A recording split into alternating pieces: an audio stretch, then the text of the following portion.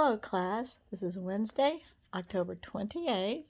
This is Latin 201, Professor Barbara Wyman.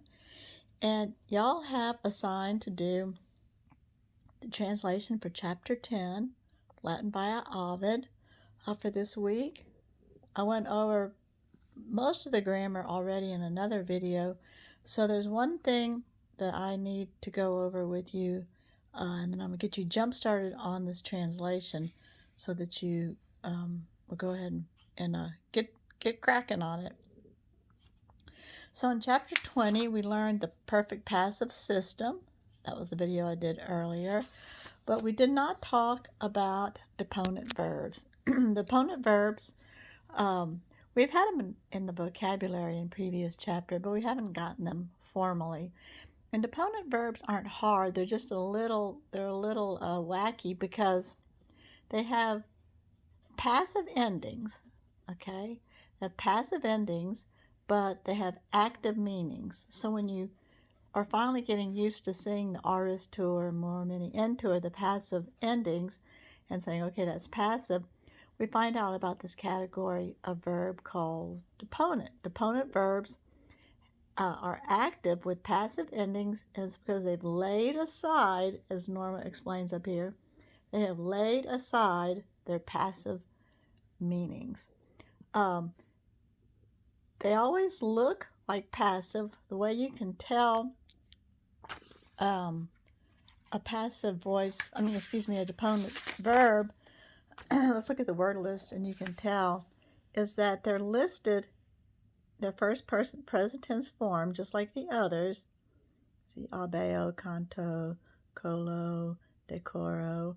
But instead of the O, they have the R for the first person present tense passive ending, but they are active. In other words, they can take a direct object, because conar means to attempt, to try, or conare, the infinitive means that. And there aren't that many deponent verbs. In this chapter, we get a lot of the most common ones, which is nice.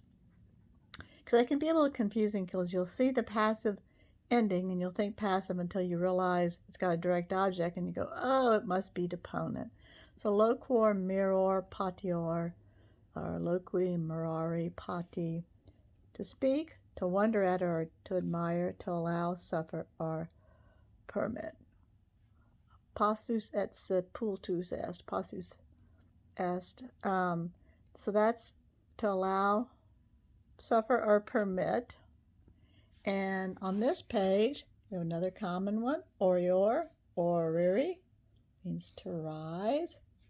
Going down, you're looking for the ones that end in the R, werior, to fear, be afraid. So deponent verbs aren't really hard, but they're tricky because they'll catch you in a translation until you realize that they're deponent. Deponents come from the middle voice of Greek. They're kind of an in-between. Okay, so I'm going to just get you started on this translation. You're supposed to be working on a paragraph at a time, and then we'll have another open book test on this chapter. So you can really, this chapter is not too hard because we have introduced the two new grammatical constructions, deponent verbs, and the perfect passive system. There are a few tricky things, but overall it's not too hard. And so one thing that we do have to pay attention to is that there's two nouns that look alike, eudicium and eudex. Eudicium is the judgment, it's second declension neuter, and eudex is third declension, and that's the judge. So we have the judgment and the judge. One is second declension and one is third declension. This happens after Midas and the golden touch, after he's decided he doesn't care about worldly goods and he's living out in the forest, but he's still foolish. Postea, afterwards, Midas, in the forest, he was living, where he was worshiping the god Pan. Okay. But itiam nunc, even still, even now, he has demonstrated himself to be foolish. So this is a a more complicated construction, but we're just going to translate it literally right now. We have et and et, both and. Both wisdom and judgment, okay, they were lacking. That's that verb de plus sum esse. Just one of those compound verbs. They were lacking at that time, eo tempore, to the king of Phrygia. Okay, dative, genitive. There is in Lydia a tall mountain, Tmolus by name, on the top of which Pan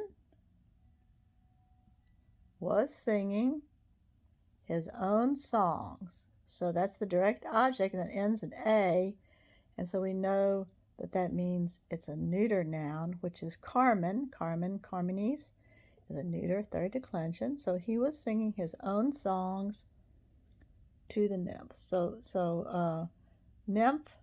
The nymphs in the forest are listening to Pan. Pan is, Faunus, the half goat, he's a god. He's the son of Hermes. While he blows across the pipes, or the reeds, river reeds, having been joined by means of wax. So this is, remember, syrinx was the river reeds turned into the pan pipes. So he's blowing across, the pan pipes, reeds having been joined, a PPP, by means of wax. His songs, okay, so this could be nominative or accusative. You wouldn't know, except we're going to look and see that the verb is a to be verb, so that means it's going to be, it won't have a direct object, it'll be a nominative. So his songs indeed were very pretty and very pleasing to the nymphs and Midas. So gratus takes the dative, pleasing to, which are both superlatives. They were very pretty, or very beautiful, and very pleasing to the nymphs and to Midas. So Midas is in the forest because he's hanging out there worshiping Pan. And so now this is going to be Midas, who praises the god greatly. Praises Pan greatly, Midas does. Proud Pan, Pan superbus, okay, Pan superbus, condemns the songs of Apollo, god of music.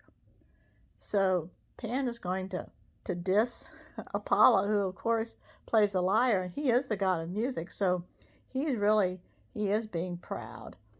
And so the songs of Apollo, so that's genitive. These are appositives, the god, that's in the positive, of music. And he calls, so condemns the songs of Apollo, and he calls Pan Apollo to a contest under the judge Tmolus. Okay, so he says we're going to have a contest. So Pan's calling Apollo to a contest of the panpipes versus the lyre of Tmolus, god of the mountain. So that's ablative ablative, a positive, and genitive. The old man, who is Tmolus, therefore, the old man judge, therefore, sits on his own mountain. So Tmolus is actually the mountain himself. He's like an old man, the old man mountain, sort of like maybe in The Lord of the Rings. So sits on his own mountains, and he has liberated his ears away from trees, or from the trees. So the trees are growing out of his ears because he is the mountain. So he has liberated his ears from the trees. So the trees are keeping him from hearing, so he shakes them out, I guess. Okay, where am I going to lose my place? Okay. He has seen the god Pan and has ordered him, Eum, to sing with these words, by means of these words. In the judge, meaning himself, Nula Mora Erit. In the judge is no delay. In other words, he's going to judge right away. He's ready. Because Midas, by chance, was present, that's odd plus the sum esse in the imperfect tense, he has heard the song. Midas was listening, hanging out in the forest, so he has heard the song, which the panpipe, or the pipes of Pan, was sounding. So he had heard Pan playing. The king, meaning Midas, was admiring, there's our deponent, was admiring the song, the Barbarum Carmen, the rough song. So that's a neuter direct object. Greatly. He was admiring the rough song greatly because, to go all the way over here, okay, because it was pleasing to him. Okay, so when the song of Pan has been terminated, that's our new perfect passive system that goes together, has been finished or terminated, sacred Tmolus, vertit os ad os. So os is the noun mouth, and it also is neuter. So he turns his mouth toward the mouth.